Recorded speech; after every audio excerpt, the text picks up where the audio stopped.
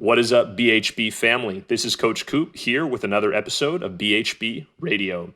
Tonight, my guest is Craig Emmerich. You guys might know he and his wife, Maria. We're actually going to interview her pretty soon here as well.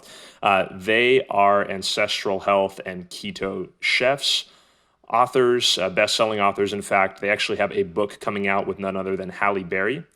Craig is incredibly versatile in his knowledge, and tonight we're going to get into nutrition for sleep, nutrition for brain power. We're going to get into how babies are born in a state of ketosis and their developing brains love ketones, address the question of whether or not the brain's favorite fuel is actually ketones. We're going to get into what's up with the carnivore diet, who should do it, if that is something or a tree that we should be barking up in the first place, or perhaps even temporarily. We're going to get into nutrient-dense foods. We're going to get into how well the brain can perform on ketones, if ketones can relieve anxiety, sleep hacks that everyone can do pretty simply to improve their sleep right away. Tonight's episode is brought to you by Real Ketones. Be sure to check out realketones.com for everything that you need with the highest quality supplements, including a full line of exogenous ketones and keto support supplements like the Keto Support multivitamin. In addition to that, they also have a treasure trove of education fully live on the site and accessible to anyone. So you not only are getting a high grade of supplements, you're also getting everything you need to get started and make the process of getting healthy and fit as easy as possible. Without further ado, let's get this show on the road. Good evening, everyone. This is Coach Matt, and you are listening to Better Health and Body Radio, your source for the latest and greatest information and understanding in the world of health, nutrition, and performance, where we give you a seat at the table next to the best and the brightest minds to arm you with the information you need to optimize yourself. Join us for another exciting, thought-provoking episode of BHB Radio, starting now.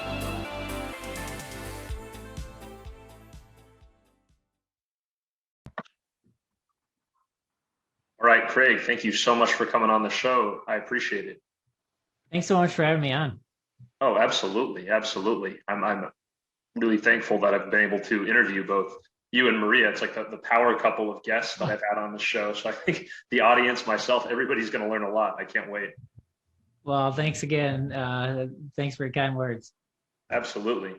So, I mean, I'm familiar with you guys and your work, but for people at home who might not be, do you mind introducing yourself to everybody?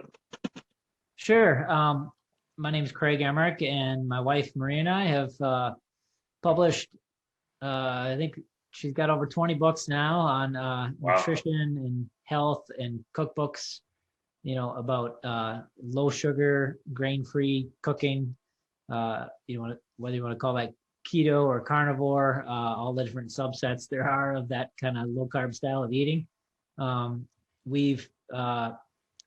personally started out in electrical engineering. And so this is kind of a segue that happened about, 10, 12 years ago with her business. I was kind of the guy behind the scenes, keeping websites running and all that kind of stuff. And when her business grew enough, it just made sense for me to step away and commit to our own business. And that enabled us to both kind of dive into this. And then I actually started co-authoring books with her, our keto book and our carnivore book and our upcoming sugar-free kids book. I wrote parts of the front sections, or like in the keto book, I wrote about half of that book about biology and how the bodies work and all that. So kind of in full board now with the business. Very nice. Very nice. Oh, that's great to hear. So just you kind of hit on a couple things that I think are really useful for people to hear. So you guys have a book coming out on sugar-free cooking for kids, right? Yeah. Yep. Coming out in August. Awesome. And is there any general information that you think that parents listening should know about, what happens when they give their kids refined sugar? Well, yeah, I mean, one of the things I thought was really, and when I started to dive into the research of this, and, this is the electrical engineer coming out, right? Like electrical engineering is one of those fields where if you aren't studying on the latest information in science, 6 months, you're practically obsolete in your field, It's Wow. everything, electronics and computer chips, everything's changing so fast. And with new technologies coming out and everything. And so I kind of have kept a lot of that. And I'm always diving into subjects, deep diving into the science whenever different aspects come up. And when we were writing this kids book, one of the things I started looking into was, everybody universally says breast milk is the best food for a baby, right? There's nobody that denies that, right? Right. Right. Well, you start looking at breast milk and say, okay, what's it made up of? And it's got a lot of saturated fat in it. And it also has a lot of protein. And there are carbs too. But if you look at it from a breakdown and how much a newborn baby actually consumes, they're getting like almost 3 times their lean mass in protein per day. So if you look at their lean mass, they're probably like 6-7 pounds of lean mass. They're getting, almost 20 grams of protein from the breast milk, like 3 times their lean mass. And adults, you typically say like 0.8 times your lean mass for your protein goal. So you can see when kids are in this growth state, when they're young, they need a lot of protein to fuel growth. Because what builds cells, what builds, amino acids are the building blocks of the body, right? And so when the body's growing so rapidly, like in kids, you need a lot of protein. And there's also a lot of saturated fat, which is a very stable fat, which helps fuel the growth and brain development of the baby. You look at a baby's brain, it's huge compared to the size of its body. I think our brains only grow like I can't remember I wrote it in the book, but I can't remember the exact percentage that it actually grows from a baby to an adult, but it's like a quarter of the growth of the rest of the body. And so when they're that small, the brain is this massive energy hog. And so that's why you need all the fuels you can get, right? And also you want to fatten them up a little bit to give them some resiliency, right? As a baby, if winter hits, evolutionary speaking. So that's why it has high carbs and high fat, because it's trying to fatten them up. It's trying to supply fuel for this massive brain that it has compared to the size of its body. And actually a baby will, even given all of that, a baby that's breastfeeding is in ketosis. Its blood ketones are 0.5 at when it's fed. And when it hasn't been fed for like an hour or two, they're like 2 or 3. And so a baby is eating lots of protein, they're getting lots of saturated fat, and they're in a state of ketosis as a newborn. Wow. So when you look at that and you say, okay, now transition from that to what? Right? And when does that stop being the healthiest diet possible for this baby? And suddenly you're supposed to switch to like peas and carrot purees with no fat, no protein. And, if you look at baby food as a whole, it's an abomination of almost no protein, almost no fat. And it's almost a vegetarian diet that you're switching to if you go to baby food. How does that jive? Like that's the thing that shocked me the most when we were writing this. Yeah, that's very interesting. I mean, I didn't know that. I hadn't heard that before. I think I had heard like maybe someone had said it off the cuff, and then you're bringing it back now. I'd never really looked into it. So you're saying that, babies, I don't know if born into that state is necessarily the right word, but babies actually are spending plenty of time on a spectrum of ketosis. It sounds like you're saying, right? Yeah, well, they are the entire time from birth through breastfeeding until basically you switch off of breast milk.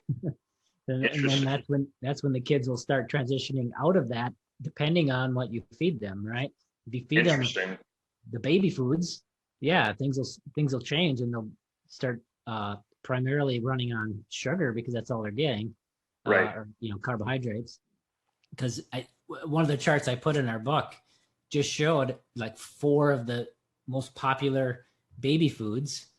One was like, I don't know, peas and peaches, and organic peas and peaches, and another one's like these banana, these little Fruit Loop things that kids chew on and play with, and there's one other one, and all of them had 0 fat, and all of them had 0 protein, and most of the vitamins and minerals in it were fortified. So they just added a multivitamin, Mm. and then it's got a bunch of sugar and carbs.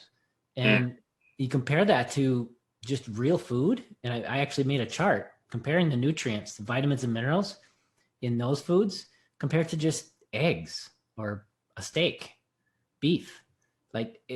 Beef blows it out of the water. There's so many more vitamins and minerals in addition to the protein that they need to thrive and is healthy saturated fat that their brains are striving for. So it's really a stark contrast when you look at it that way.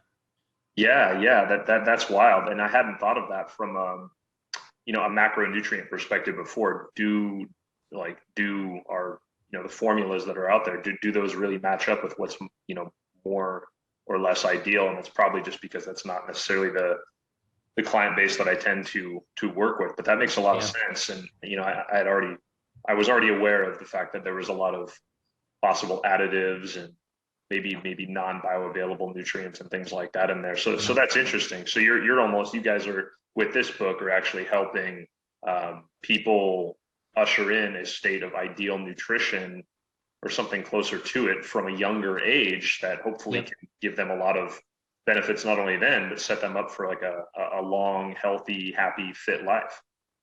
Yeah, exactly. The brain is filled with fat and cholesterol. Like, it's the biggest source of cholesterol in the body. And yet we transition these kids to a fat-free diet with these baby foods. It really makes no sense at all. And, kids need protein to thrive. They need fat to thrive, and they need some carbs. But if you've got enough fat around, you don't need all that many carbs, because if you look at the body as in general, and this is kind of back to kind of a biology standpoint, right? If you look at what would be my body's preferred fuel, fat or carbohydrates, right? If you look at it from the perspective of storage capacity, wouldn't it supply itself with a much bigger storage capacity of the preferred fuel than the not so much preferred fuel, right? Yeah, I follow what you're saying logically. Wouldn't that make sense? Like, if you had an electric hybrid car and the battery could only take you 50 miles, but the gas tank could take you 500, but all you did was run off the electric battery all the time and kept recharging it and never tapped the gas engine, kind of wouldn't make too much sense, right? And with the body, it's kind of the same. You can only store like 1,500 calories to maybe 2,000 in glycogen, depending on your size. So you have 1,500 to 2,000 calories of glycogen sitting there, and fat is theoretically unlimited. I mean, we have a client we're working with right now. He was 645 pounds when he started, and he's already lost over 125 pounds. But think about how many calories of fat that is stored on his body that he's got access to. So theoretically, you have unlimited storage for fat, and then this real small storage tank for glucose. So in my mind, that says fat is really the preferred fuel of the body. Right. Yeah, I totally hear what you're saying. I think too, one way to look at that is like the analogy you gave, which is like a hybrid. And I try to get people to think about being able to use each fuel system depending on their activity level, when they need it, right? Like you and I are talking right now, and assuming neither of us is like anxious and breathing heavy, our primary fuel is going to be the body fat that we have, right? And or dietary fat. Whereas if you and I were to go out sprinting, or like your average person just go to the gym and lift weights or something like that, then that's gonna be something more akin to using that precious glycogen that we have, like as you put it, in smaller reserves in our system. Yeah, and if you can look at it from an evolutionary perspective as well, in that context. And yeah, the glycogen is really intended to be more of the kind of fight or flight fuel, where fat is kind of everything else. Right. If people think that, I went on a long brisk, hour-long walk or 2-hour-long walk, and so now I can, tap up my glycogen stores with a, high carb meal or something. You didn't even tap into that glycogen on even a brisk 2-hour walk. Like, that glycogen in your muscles is locked away for that intense, need, whether you're sprinting or you're doing, working out at a very high, activity level for an extended period, like a marathon runner or something like that. Like your typical, brisk walk or those type of exercises will never tap into that muscle glycogen. So it's really locked up for that, fight or flight need moment. Exactly. I'm glad you said that too. Just in general and regarding the fight or flight response, right? Because they've actually done metabolic testing in labs and found that people, they basically, if they're stressed out, they're actually burning, more carbohydrates. So I think, what's ideal to pull away from that too is when people are craving sugar, carbs, sometimes like that, it could be because they are just generally more stressed people. And that could be kind of a canary in the coal mine for what's going on under the hood. That's great. Totally. This is all great information. Yeah, totally. And another thing that really leads into that is sleep. And we are very big proponents of getting enough sleep especially when weight loss is the goal, because, again, not getting enough sleep can raise cortisol. It can, do all the things you described. It derives a lot more hunger during the day when you don't get enough sleep. All of these things from the hormones that are affected by sleep is huge. And so we make sure everybody gets at least 8 to 9 hours of good sleep. Awesome. Yeah. I mean, I think most people too, it's like they tend to focus on nutrition and training and they kind of tend to neglect sleep. I mean, I think that's, something that we're understanding more and more about as every, new study, new technology to monitor it with every passing year, right? But I still think that's the one that most people think they can kind of shortchange and still get away with their results. They're almost praised sometimes. They're praised if they're this hard worker and they only sleep 5 or 6 hours and they work long hours and all that. It's almost praised that you only get 5 hours of sleep.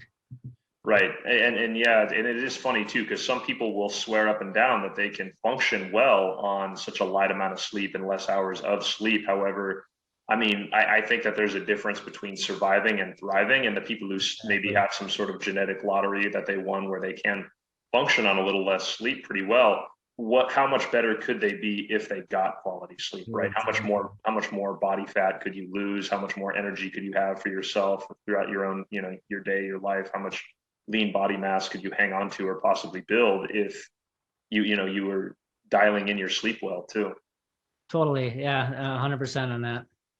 On that note, do you have any tips you'd recommend for people at home to help dial in their sleep? Yeah. Typically we kind of break things into two groups. One is, people that have trouble falling asleep. And then the other group is, people that fall asleep okay, but then they wake up at like 2 a.m. and bing, they're wide awake and they can't fall back asleep. Those two groups have really different approaches to attack that. If you can't fall asleep, probably the first big step to try is to add like blue light blocking glasses in the evening. There's tons of science that show this, that there's a sensor in the back of your eye that detects blue light and some green light, and it talks to the SCN of the brain to release melatonin or not release melatonin. Melatonin is the body's natural, drowsy kind of a hormone, right? And when there's blue light present, it tells the SCN to not secrete as much melatonin. And then when blue light is not there, it starts putting out melatonin to start you to feel sleepy and all that. And what happens is in today's society with the TVs and iPhones and computer screens and interior lighting is all got, bombarding you with blue light all day and all night. You kind of miss out on that circadian rhythm that happens with the body's own chemistry. And so adding blue light blocking glasses in the evening can allow the body to make its own melatonin and help you fall asleep a lot better. So that's probably one of the big hacks for that. Yeah. If you're a female and you're having that 2 a.m. thing where you wake up at 2 a.m. and can't fall back to sleep, that's a lot of times low progesterone, because what happens is, especially when losing weight, you store excess estrogens, bad estrogens, and toxins and things in your fat cells. And so when you lose body fat, they get released and sent into the system, and you can end up in this kind of estrogen dominant state because of these are getting dumped into your system as you're losing weight. And that gives you a misbalance with progesterone. And so you end up with low progesterone, and that causes anxiety and sleep issues. So in that case, we just have them do evening primrose oil, and then in the evening, Progest cream to help balance that out. Oh, is that the Progest E by chance? Yeah, progesterone cream. It's a wild yam extract. Oh, got it. Yeah. I was going to say people can actually supplement with the, progesterone, pregnenolone too, which is a precursor. Yeah. It's like main anti-stress hormones that I think, I've personally supplemented with as well. I mean, I not that I'm dealing with the 2 a.m. thing, but that's actually just a general systemic de-stressing hormone that people, I think, can utilize to some good success for health, wellness, fitness. Yeah, definitely. I think so. You hit on some great things. I think, people listening at home, you guys should know that I have my own pair of super cool looking blue light stylish glasses that I wear if I'm looking at, watching a TV or something at night here and there. I think that, people can realize that if you're, if you want to go out, obviously, and maybe not look, goofy or whatever, it's more about what you're doing 80% of the time than it is like, hey, like I'm going to go out with friends. Do I have to wear these glasses? So I think that kind of disarms a lot of people from making that healthy habit switch in the first place and say, all right, just do it when you're at home, in the privacy of your own home. And I think just to kind of round this out, while we are talking about sleep suggestions, sleep hygiene suggestions, a couple other things you can do is to power down your Wi-Fi at night and not sleep with anything plugged in by the bed. Obviously cutting caffeine, probably early afternoon or mid-afternoon at the latest for the most part. Another thing too that I think can help people is to do a bit of carb backloading, and that's where like your daily allotment of carbs, whether it's larger or smaller on that given day, you could have a small have some of those later on in the day, which actually helps silence some of the stress hormones, which can be good, right? Like cortisol, which can help us focus and kind of actually helps us relax and primes our nervous system and our body before bed. And I think a lot of people tend to do that in reverse. And what's an interesting hack for that too is if carbohydrates retain water, and I believe that one of the reasons that works with backloading carbs in the evening for sleep is because you're retaining water, and that helps you sleep better during the night. If we have clients all the time that instead of doing that, if they want to stay keto, they just add some salt in the evening. And so they'll take an electrolyte or just even some salt capsules in the evening before bed, and then they sleep great too. So you retain the water just with salt instead of with the carbohydrates. I think that's the key mechanism that's happening there. Oh, interesting. Yeah, very interesting. I'll have to try both, kind of run a little N=1 experiment. But I mean, I think too, there's something to the idea that, we're not like people think of cortisol as this evil stress hormone.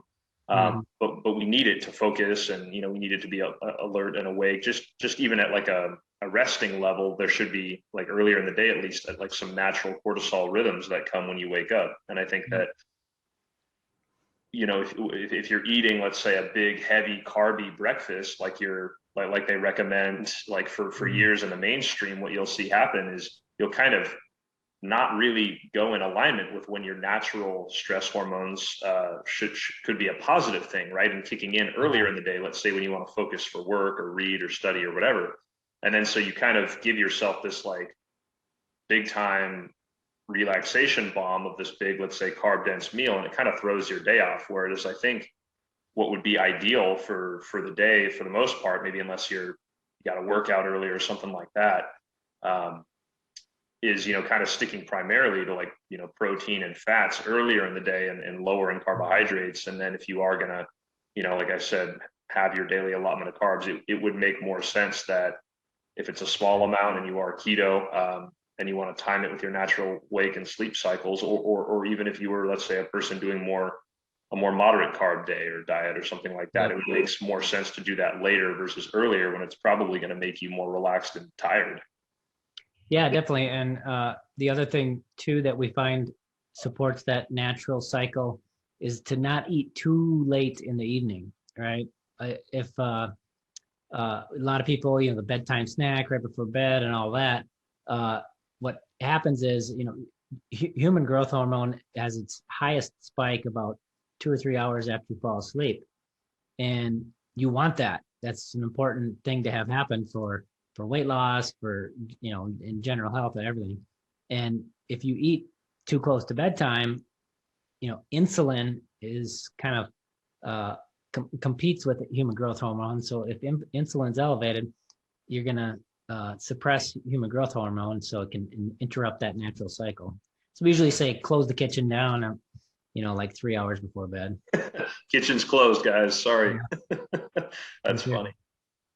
So speaking of, I love how you look at health, right? You're like, you have that engineering background. It's like you look at the body as like a fluid editable text, just like a computer program. So you and I were privately talking about something that I think most people at home either might not have heard of or might not know how to get started with. And that's this idea of, short-term protein fasting or short-term protein restricting as part of a fasting protocol. Can you unpack that a little bit?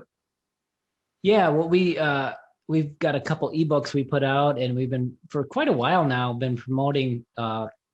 It's like an alternative to extended fasting that has some of the benefits of weight loss of a longer fast, but doesn't have the negatives, which is, if you fast longer than 24 hours, you'd start to lose lean mass.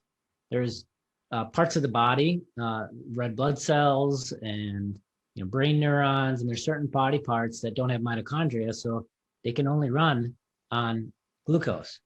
And what happens is, if you don't eat anything for more than a day or two, your body has no protein. When you're keto, the body can just take protein and make glucose to supply those body parts. That's what helps you be keto with such a low carb intake. But when you eat nothing, it doesn't have carbs and it doesn't have any protein. So now its only choice to make glucose is to take your own protein and turn it into glucose. And so you lose that lean mass as you do longer fasts.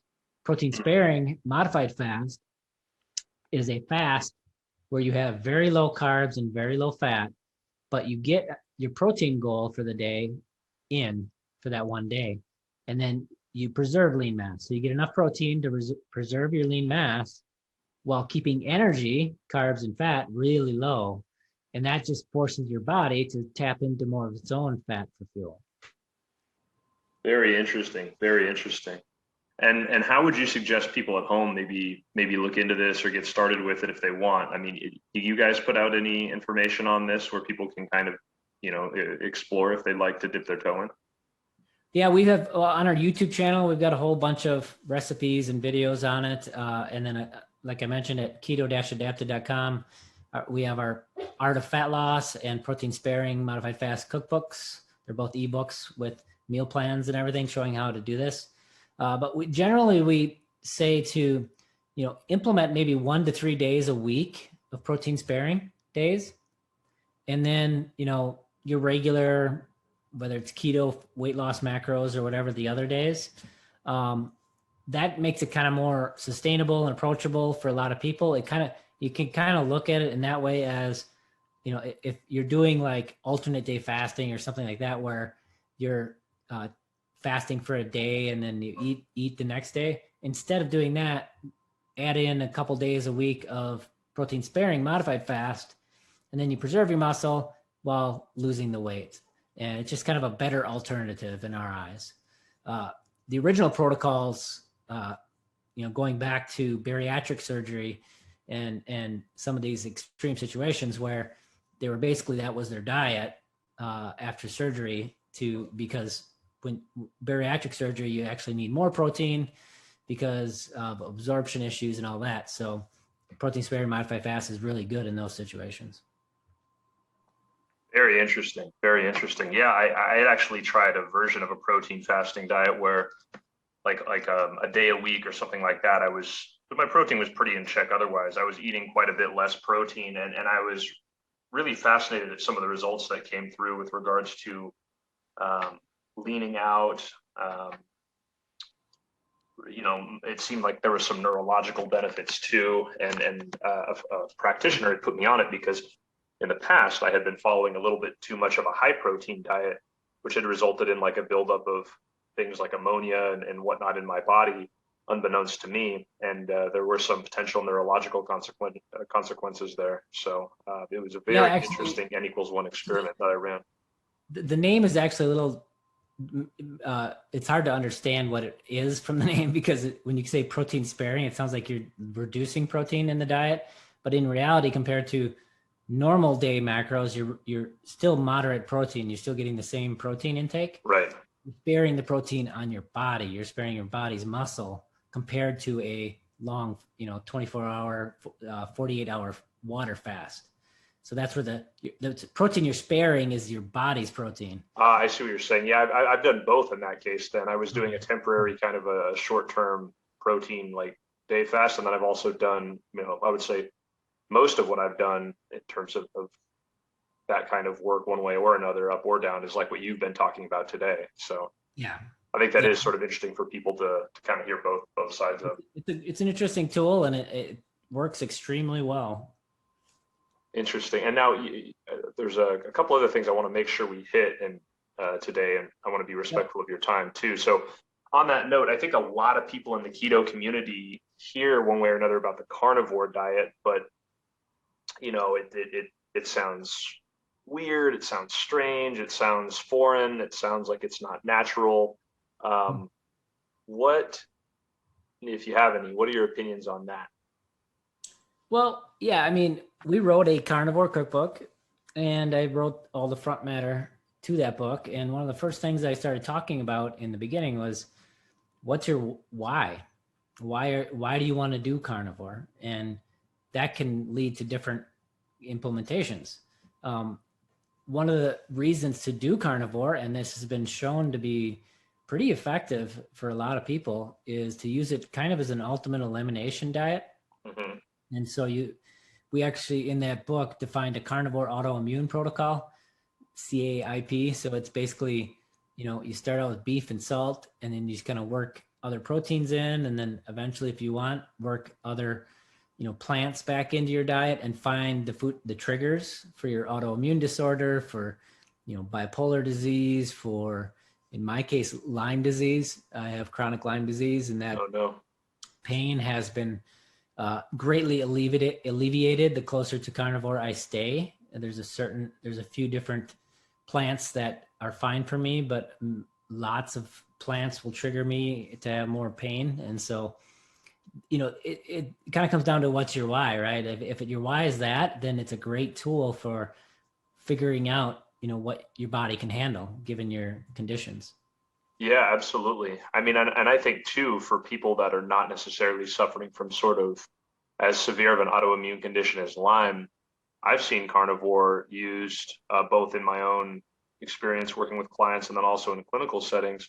I've seen it get used as almost like a great reset protocol to silence lower level autoimmune issues like a digestive discomfort and bloating, all the way to maybe a little bit of fatigue and things like that. I think, maybe for your average person using it as like a short-term reset, there can be a lot of value in that before then, as you put, kind of going on some sort of reintroduction diet and slowly but surely including things from other sources like, fruits, plants, things that are more easily digested. You kind of get to kind of almost test, all right, now that I have a clean slate, is this piece of information, this piece of food, in other words, I'm putting in my body, is the feedback I'm getting from that positive, or am I getting inflammation? Am I having digestive discomfort? And, am I crashing? Like, what's going on here?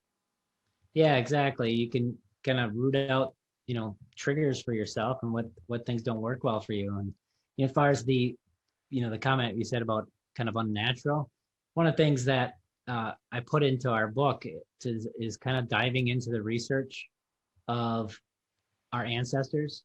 And so if you go back to our early human ancestors, the Neanderthals and the early humans themselves, there's been a whole bunch of studies now that they look at the collagen in the fossils, and that collagen, the nitrogen content, will tell them how much and what type of protein they were eating.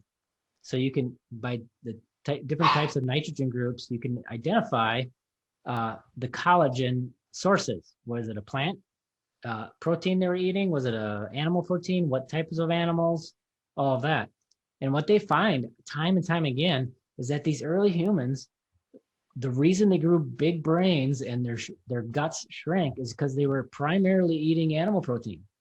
They were eating big herbivores. They were eating woolly mammoths, and were probably the reason woolly mammoths went extinct, because they hunted them out. So you look at it from that perspective, and it's really, you're kind of coming back to what I would consider an evolutionary diet when you are eating primarily protein. And if you look at animal proteins, they are some of the most nutrient dense foods you can eat. Right. If you compare them against kale or blueberries or whatever, across the board, just a steak will beat them on vitamins and minerals across a wide range. There's only a couple items, a couple essential vitamins and minerals that kale or blueberries will beat beef on. And so if you want a nutrient dense whole food diet, it's a animal protein focused diet is going to get you the best result. Yeah, absolutely. I mean, and I think even if people are not long-term going to follow carnivore or maybe don't need to, increasing your dietary protein intake for probably 90% of the people listening is going to improve your health. It's going to improve your fitness. It's going to add some lean body mass, help you burn body fat. It's going to help keep you full, right? The satiety level that you get from that, benefit-wise, is unbelievable. And I think that, the bulk of your diet, at the very least by weight, should be from protein, right? Let's say meat and eggs for people. Yeah, exactly. And the bioavailability of those vitamins and minerals is another huge component, right? In beef, all the vitamins and minerals are in the most bioavailable form for your body to consume them, right? And absorb them, where a lot of the plant ones are not, like the, was it vitamin A in carrots is the non-active form that the body, it's got to convert to be able to use anyway, where, in animal proteins, it's in the proper form. So, if you look at it from that perspective, it's even more, animal proteins are even more vitamin and mineral superpower. Oh yeah, absolutely. I mean, it's, your point about bioavailability is important too, because how well these things nutrients can be absorbed by the body is incredibly important. Well, and I think a lot of people overlook that. Not to go too deep down that hole, but another example is like oxalates, which are an anti-nutrient, which it's a compound in plants. Yep. That anti-nutrient means the body doesn't need it, doesn't want it, can't do anything with it. So it's got to detox it. And, plants have thousands of these anti-nutrients, but oxalates are one of the big ones that people know about or hear about. Well, things like spinach are very high in oxalates. Spinach is really high in calcium too, but guess what? Oxalates, when the body's going to try to detox them, the oxalates will grab onto calcium and magnesium, and they'll leach them from the body as they're being detoxed. So you don't actually absorb the calcium and magnesium from that food.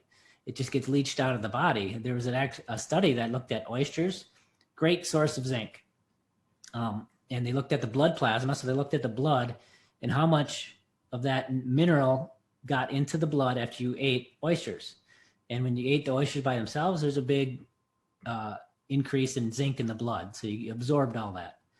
When you ate the oysters with black beans, like a third of the zinc got into the body. When you ate the oysters with corn tortilla chips, basically none of the zinc ended up in the body. So, that bioavailability point is even bigger than I think we realize. Yeah, it's huge. And it sounds like, eating inflammatory foods alongside some of these good quality foods can blunt, that maybe low level autoimmune reaction that inflammation is in the body can actually blunt the absorption of some of these positive things. Yeah. And I think, just kind of like a super quick tidbit, people at home, if you want to feel a lot more energy, if you want to, basically take nature's multivitamin to stay stay healthy and prevent yourself from getting sick if you feel run down, I suggest just having a tin of wild caught oysters, a couple times a week, and making sure you drink the juices in there. I know everybody at home is going to protest about the texture and stuff like that, but I'm telling you, it is an amazing nutrient source. And I think your point about the plants is well put too. I like, a lot of people look at kale and spinach and think, some of those more thick, heavy, cruciferous vegetables, and they're like, oh, the more the merrier. However, humans kind of were more meant to be able to subsist off those things in the absence of things like meat and fruit and stuff like that. If you want to look at it through an evolutionary lens, however, over consuming those plants like that can actually cause inflammatory reactions, because a lot of that fiber is not well digested, and it's the plant's natural defense mechanism to prevent predators, other animals, from eating them. So I think that kind of moderating that's important. Yeah, I mean, the plant, if you think about the plant, it doesn't want you to eat its leaves or its stalk or its roots. That kills the plant. So it doesn't want you to eat those parts. It wants you to eat the fruit, to carry the seeds on, but it doesn't want you to eat the other parts. So it's got defenses on those parts. But that's what we tend to look at in, standard American diet is, unlimited fruits and vegetables, because there's no negatives to them. But guess what? There are some negatives. If you're eating, especially if you start concentrating and doing like a kale smoothie, you're getting a huge dose of oxalates that can really be an issue. Yeah, absolutely. And I mean, I think that's why, like, it is important to look at, like, the idea of the carnivore, protocols, and then say, all right, maybe instead of being black or white and eating is ad libitum as much as we want vegetables and whatnot, versus eating none at all, maybe there is a middle ground there where we should all be eating more meat, maybe even more than keto recommends for a lot of people, more protein, and then also at the same time, like, being selective with certain fruits and vegetables that we eat to make sure we're not accidentally making ourselves bloat, kicking off inflammatory responses in the body. Yeah, definitely. On that note too, it sounds like you mentioned you supplement with salt a bit. Is there anything else that you're supplementing with at the moment? And I do realize that you personally could be different than what you recommend to other people. Yeah, with Lyme, I'm always trying different things and different stuff. So it's definitely different. But I would say in general, the biggest thing is just electrolytes. Carbohydrates retain water. And when you cut the carbohydrates, your body's going to release a lot of that water retention, and which is good. But with the water goes the associated electrolytes, the sodium, magnesium, potassium. And so you need to focus on electrolytes even more when you're low carb keto. And on top of that, if you're doing low carb keto the way we would prescribe, which is whole foods based, we're not into the keto products or any of that kind of stuff. We would stick with whole foods. None of those whole foods come with sodium, right? The McDonald's French fries have less sodium than the milkshake. So you're getting sodium everywhere in the standard American diet. Well, if you eat whole foods, you got no sodium coming in unless you add it. And so you have to be, mindful about adding sodium and taking electrolytes. We do magnesium as well, because I think some of the studies I've seen, like over 80% of Americans are deficient in magnesium. We used to get it in our water and in the topsoils, but they're depleted, and all the water's filtered and all that. So everybody, I think, can be good to add a magnesium supplement, regardless of diet. Absolutely. So those two for sure. Those are just electrolytes in general. Beyond that, we take basically like ancestral supplements makes these beef organs, which if you want to talk about the real powerhouse, in nutrients, organ meats are off the charts. Yeah, absolutely. Beef liver, but the beef organs is kind of like our bioavailable multivitamin that we take. And so we take that. Those are the big ones. I also take a K2 just because I don't eat as much fresh organ meats as I should. That's where you usually get K2, or in a plant world, K2 from naturally fermented vegetables. primarily, and most people don't naturally ferment anything anymore. It's like the lacto fermented kind of, fermentation. And so vitamin K2 is really, it regulates calcium metabolism. It gets the calcium where you want it in the bones and keeps it out of your arteries or kidney stones and all of that. So I think K2 is a good one for most people as well. Oh yeah, absolutely. Actually, at Real Ketones, the chief science officer, Gary Millett, actually helped, speaking of electrolytes, and of course K2 and vitamins and minerals. He made a keto specific multivitamin and make sure that if they're making, if they're coming out with a formulation, it's all encased in electrolytes, right? And so that's that whole concept of, all right, what do we need if we are going to make this step into this diet? Like, how can we make that as easy as possible on the body? And then habitually, habit wise, how can we make that as easy as possible on the user? So he, when you talk about getting, nutrient density in the form of things like, the beef organs, glandulars, things like that, K2, electrolytes, that was something that I think that was really useful to help formulate that almost like keto, a keto specific multivitamin. Yeah, no, that makes a lot of sense. On that note too, have you had any experience with any, I know we're mainly talking health and wellness today. Have you had any experience with exogenous ketones as well? The primary areas that we've used or recommended them is Alzheimer's and, those kind of brain type of issues where the ketones can supply fuel that maybe the brain is resistant to with glucose, which is primarily what Alzheimer's is. That's the primary area that we have used them. Yeah, very interesting. Yeah, I was curious what you thought. I mean, especially with all the research out there now that it's almost looking at exogenous ketones like you would like a superfood, but for the brain. And it's almost like, you look at various areas, like now we can see it improves reaction time by as much as 10%. Subjectively, people have found that it can reduce their anxiety quite a bit as well in other research, right? Like as much as 40% in one study. And I think also just, the positive outcomes that we're seeing in neurodegeneration, even people who don't have that, right, in cognitive enhancement and focus, it makes a strong case for fuel preferences of ketones to the brain, right? Yeah, sorry, I was on mute there.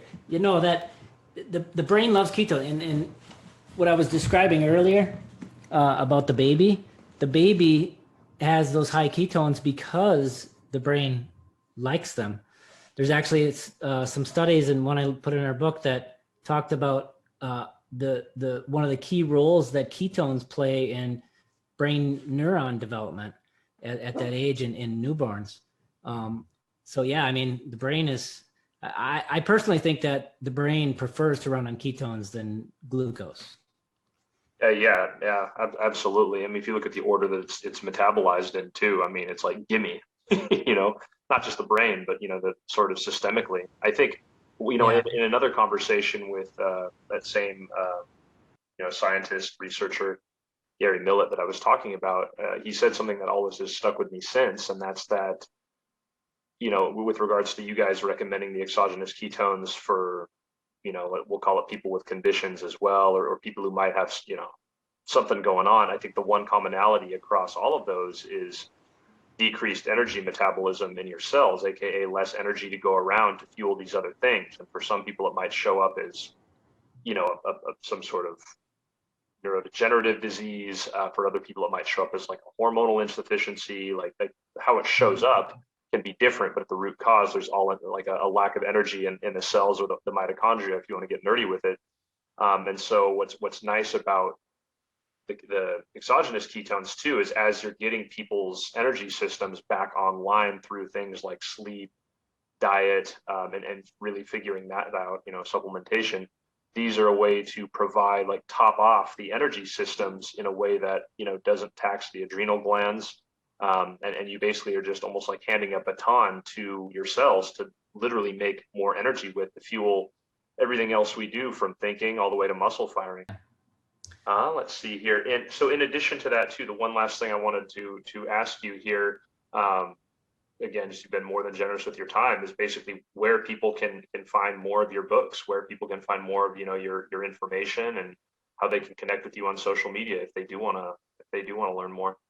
Yeah, it's either Maria Emmerich or Craig Emmerich on most social media. On Facebook, we also have a keto group, a carnivore group, 30-day cleanse group for that specific cookbook, and then there's also a sugar-free kids group.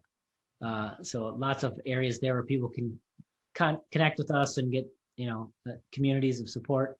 For us, we have a free blog at mariamindbodyhealth.com. Yep. And a support website where you can get support subscriptions and buy our ebooks and all that at keto-adapted.com.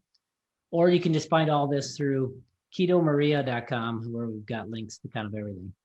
Okay, that's awesome. And you guys have a couple books coming out with, and have had a couple books come out with Halle Berry too, right? What are the names of some of your guys' books, if we can, if that way people can, if they want to read more, they can. Definitely, mostly on Amazon for all the published books. The Sugar-Free Kids is coming out at the end of August. Halle Berry's writing the foreword for that, so we're pretty excited about that. It's our first book, actually collaborating with her, so we're pretty excited. Very nice. Okay, that's great. And I'll be sure to include links in the show notes so that everyone can check out your books, check out your guys' work. And I love that you have simple guides and again, a bunch of free information for people to check out to learn about some of these things we talked about today for themselves, whether it's, supplementation, the carnivore diet, a bit of the Dr. Stephen Gundry work and how plants can potentially be inflammatory, sugar-free kids, so on and so forth. Yeah, we kind of try to look at it from a holistic perspective of health. So lots of different areas to dive into there for sure. Yeah, absolutely. And I think, what's nice is that you guys help distill that into something simple, actionable, and pragmatic for everybody, which is, really, really why we had started this show, was to make this information accessible to everyone, kind of, distill any potential complex science into simple understanding. So, thank you for coming on and helping us do that today. I appreciate it, Matt. Thank you. Absolutely.